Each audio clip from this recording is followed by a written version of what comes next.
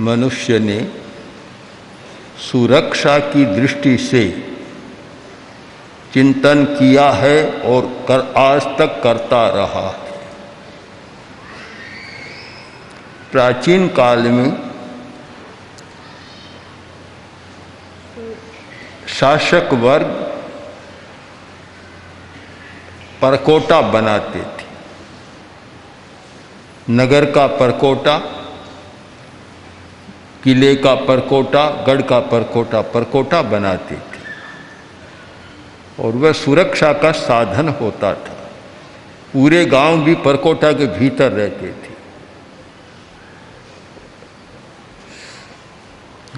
एक परंपरा है कि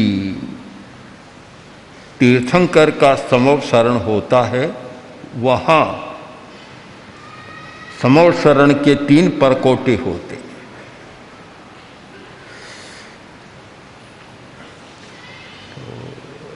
इसको यदि आध्यात्मिक दृष्टि से व्याख्यात करें तो एक नया रूप सामने आ सकता है। सुरक्षा की जरूरत सबको होती है और हर व्यक्ति को अपना सुरक्षा कवच बनाना चाहिए। असुरक्षित रहना कभी अच्छा नहीं होता, खतरा और भय मंडराता रहता है। तो सुरक्षा के लिए एक प्रकार का निर्माण। तीर्थंकर जहाँ होते हैं वहाँ असुरक्षा तो नहीं होती, भय भी नहीं होता, फिर भी प्राकार बनते हैं। इस बात की सूचना देते हैं कि हर व्यक्ति को अपनी सुरक्षा के प्रति सावधान रहना चाहिए। स्तुतिकार ने उसको एक नया रूप दिया है कि प्रभु आपके समवसरण के बाहर एक परकोटा, फिर दूसरा, फिर तीसरा, 3 बने हुए हैं और हमारे 3 लोक माने जाते हैं, अधोलोक, मध्यलोक और ऊर्ध्वलोक। 3 लोक हैं, 3 परकोटा। ये परकोटा क्यों बने? तो कवि की कल्पना है कि आप कांति, यश और प्रताप के समुच्चय हैं। ये परकोटा कोई धातु से बने हुए नहीं है। यद्यपि माना यह जाता है कि माणिक्य हेम रजते, एक माणिक्य से बना होता है, एक सोने से बना होता है और एक चांदी का होता है। ये 3 माने जाते हैं। तो कवि की कल्पना है कि ये स्थूल दृष्टि की बात है। स्थूल दृष्टि वाले लोग स्थूल को देखते हैं, सूक्ष्म को नहीं देख पाते। तो स्थूल दृष्टि वाले तो यही कहेंगे कि सोना, माणिक्य और चांदी से बना हुआ है, किंतु अगर सूक्ष्म दृष्टि से हम देखें तो 3 परकोटे 3 तत्वों से बने हैं और वे तत्व हैं कांति, प्रताप और यश। आप एक परकोटा आपकी कांति से बना है और एक परकोटा आपके प्रताप से बना है और एक परकोटा आपके यश से बना है। प्रभु आपकी कांति, आभा, प्रभा, कमनीयता इतनी अधिक है कि पूरे लोक में फैल गई, पिंडीभूत हो गई और उसने समवसरण में एक पिंड का रूप, परकोटे का रूप ले लिया। दूसरी बात, आपका प्रताप इतना व्यापक है कि वह भी 3 लोक में फैला और फैलने के बाद पिंडीभूत हो गया और उसने भी एक दूसरे परकोटे का रूप ले लिया। अब 3 धातुएं, माणिक्य, स्वर्ण और रजत, इधर 3 धातुएं और इधर 3 मानवीय गुणों की उत्कृष्ट अर्हताएं हैं। कि जिसमें कांति होती है, जिसमें प्रताप होता है और जिसमें यश होता है, वे विशेषताएं हैं, अतिशय हैं। कवि की कल्पना सार्थक दिखाई देती, केवल दृष्टि का अंतर है। एक ही वस्तु को अनेक दृष्टियों से देखा जाता है, अलग अलग दृष्टिकोण होता है और अलग दृष्टि से उसे देखा जाता है। यदि हम रंग पर विचार करें तो माणक लाल है, सोना पीला है और चांदी सफेद है। ये तीन रंग हो गए। उधर कांति, प्रताप और यश, तो कांति सफेद, प्रताप लाल वर्ण और यश श्वेत वर्ण, पीला रंग। ये तीन रंग ले लें, क्योंकि रंग हमारे लिए बहुत सुरक्षा कवच बनते हैं। रंगों का अपना एक आवरण होता है, घेरा होता है, एक आभामंडल बनता है और वह सुरक्षा कवच का काम करता है। तो कवि की कल्पना है कि आप की प्रभा बढ़ रही है और आप प्रभास्वर लग रहे हैं सबको। आप प्रभास्वर क्यों लग रहे हैं कि आपके परिपार्श्व में सफ़ेद रंग भी है, अरुण रंग भी है और पीला रंग भी है। पीला रंग बुद्धि का प्रतीक रंग है। हमारे मज्जा तंतु, जो हमारे ज्ञान तंतु है, उनको बढ़ाने वाला रंग है पीला रंग। उसका उस पर प्रभाव होता है। हमारा जो अंतर्दर्शन है, अंतर्दृष्टि, उसे बढ़ाने वाला अरुण रंग है। जितनी अतीन्द्रिय चेतना, हमारा इंट्यूशन पावर, जो प्रातिभ ज्ञान है, उसका संबंध अरुण रंग के साथ है, हल्के लाल गुलाबी रंग के साथ है। और हमारी पवित्रता का संबंध सफ़ेद रंग के साथ है।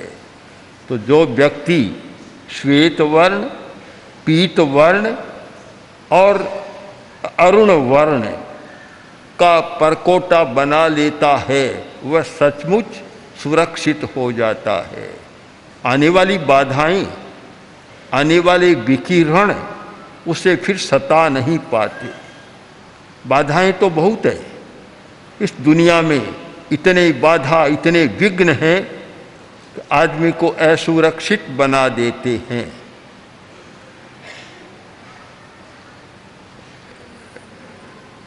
पढ़ा होगा कि एक बादल बना हुआ है, इतना लंबा चौड़ा, और वह पृथ्वी को आक्रांत कर रहा है, प्रभावित कर रहा है। यह भी बताया जाता है कि जो वर्षा का असंतुलन हुआ उसका भी एक कारण है, और श्वास की बीमारी आदि अनेक बीमारियों का वह जनक भी है, अनेक समस्याएं पैदा करता है। तो समस्या कहाँ है?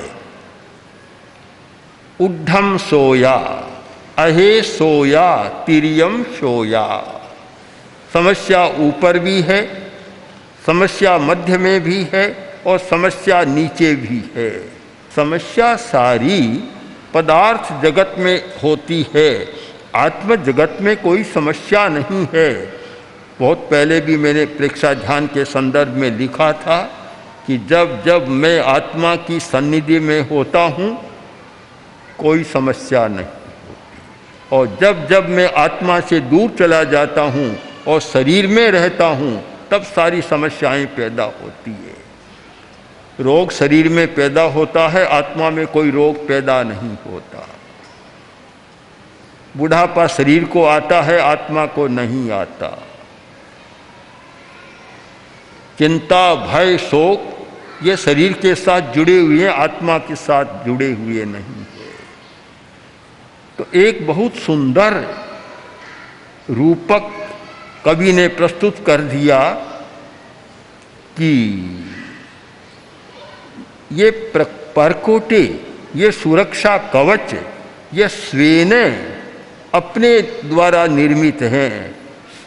अपने द्वारा निर्मित, मानो अपने द्वारा निर्मित है और अपनी ही कांति, प्रताप और यश के द्वारा निर्मित है, बाहर से कोई निर्मित नहीं है। इस स्तुति काव्य से एक रहस्य हमारे हाथ में लगता है कि हम यदि सुरक्षित रहना चाहें तो अपनी कांति का विकास करें, एक मनोरमता का विकास करें। यदि हम सुरक्षित रहना चाहते हैं तो अपने प्रताप का विकास करें। प्रताप हमारी शक्ति, हमारी ऊर्जा, प्राण ऊर्जा, उसका विकास करें। और यदि हम सुरक्षित रहना चाहते हैं तो हमारे यश का विकास करें। यश का एक अर्थ संयम होता है, संयम का विकास करें, नियंत्रण शक्ति का विकास करें। जो व्यक्ति ये 3 परकोटे बना लेता है वह सचमुच सुरक्षित हो जाता है। जन्मना मरना ये कोई असुरक्षा की बात नहीं है। हर आदमी जन्म लेता है, मरता है, किंतु संस्कृत साहित्य में बहुत बार अनेक कवियों ने कहा यशस् शरीरे जीवसी, तुम कहाँ जीते हो? यशस् शरीरे। इस भौतिक शरीर में तो आदमी मर जाता है, किंतु कुछ लोग जो बहुत बढ़िया काम करके जाते हैं वे यश शरीर में अमर हो जाते हैं। तो यह एक अमरत्व की कल्पना, यह एक प्रताप, कांति और यश की कल्पना एक महत्वपूर्ण कल्पना है। और इस कल्पना के द्वारा स्तुतिकार ने हर मनुष्य को अपने अपने लिए, अपने द्वारा सुरक्षा कवच बनाने का निर्देश दिया है। माला, माला जप के लिए भी माला, स्वागत के लिए भी माला, और भी पता नहीं कितने अवसर आते हैं माला आदमी पहनता है स्वयं या पहनाई जाती है। माला का तो एक यह परंपरा भी चली कि तीर्थंकर के पास सामने मालाएं होती है, दिव्य माला होती है। माला का बड़ा महत्व है। सृग यानी फूलों की माला, रत्नों की माला, मोतियों की माला, न जाने किन किन की माला होती है। और माला का बड़ा महत्व रहा है। माला किसकी? कवि ने कल्पना की है कि आपके सामने फूलों की माला पड़ी है और रत्नों की नहीं, मोती की नहीं और कुछ नहीं, फूलों की माला। ये क्यों? इस रहस्य को पकड़ने का प्रयत्न किया कि आपके चरणों के पास सुमन ही आ सकता है, दुर्मन नहीं आ सकता। सुमन ही आ सकता है। सुमन, सुमन का एक अर्थ होता है जिसका मन अच्छा है, और सुमन का एक अर्थ है संस्कृत शब्दकोश में फूल। फूल का नाम है सुमन। सुमन फूल है, सुमन है, इसीलिए आपके चरणों के पास आ गए। अगर दुर्मन होता आपके पास नहीं आता। अगर उसमें क्रोध होता आदमी दुर्मन बन जाता, अहंकार होता तो दुर्मन बन जाता, माया कपट होता तो दुर्मन बन जाता।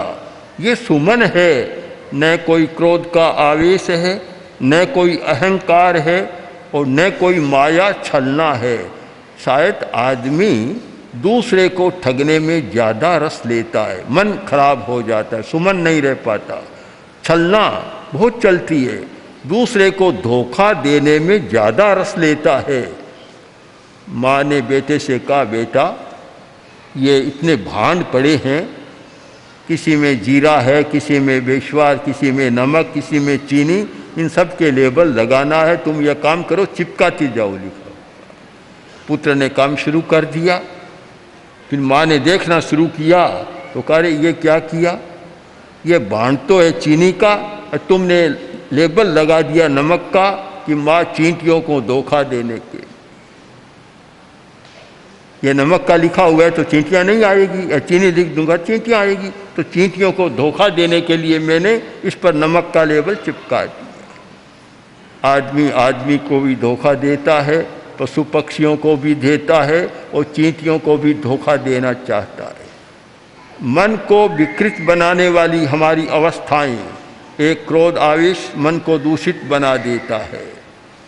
अहंकार का आवेश भी मन को सुमन नहीं विमन बना देता है, और ये माया कपट और लोभ का आवेश भी विमन बना देता है।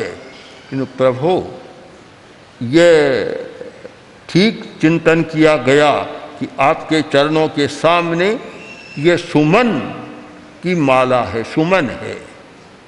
अगर रत्नों की माला होती तो ऐश्वर्य तो प्रकट होता, पर सुमन नहीं बन पाती, सुमन नहीं होता।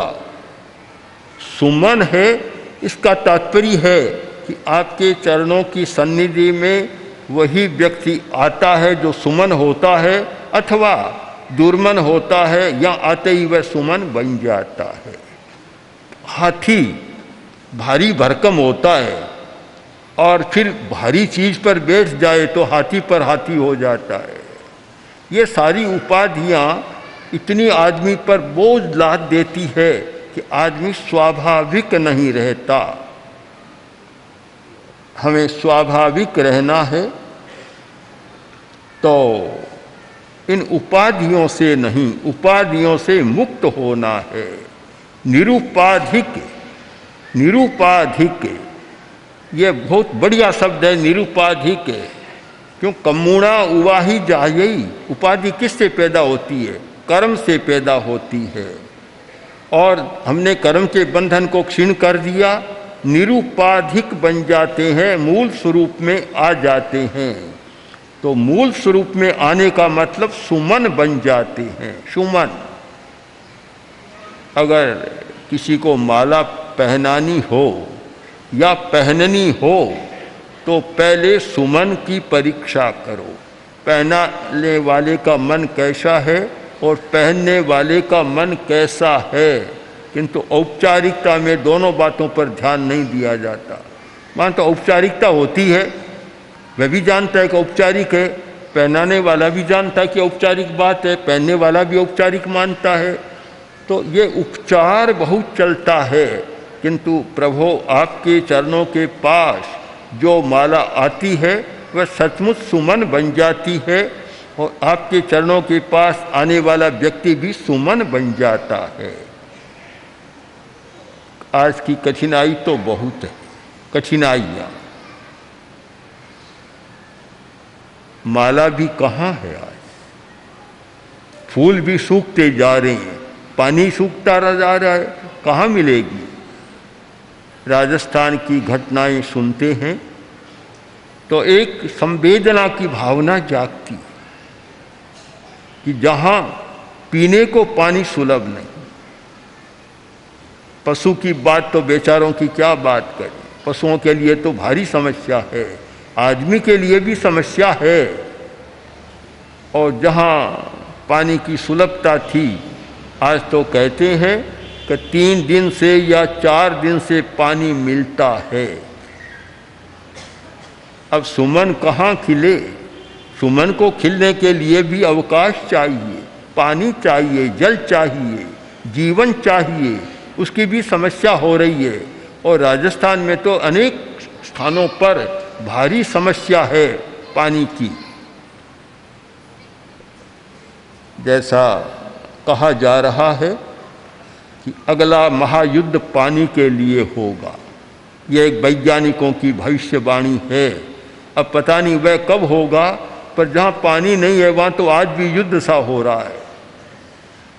आपस में तो लड़ाइयाँ चलती है, पानी भरने के लिए लड़ाइयाँ हो जाती है, और कितना झंझट है पानी के अभाव में। अब जब पानी नहीं है तो आदमी सुमन कैसे बनेगा?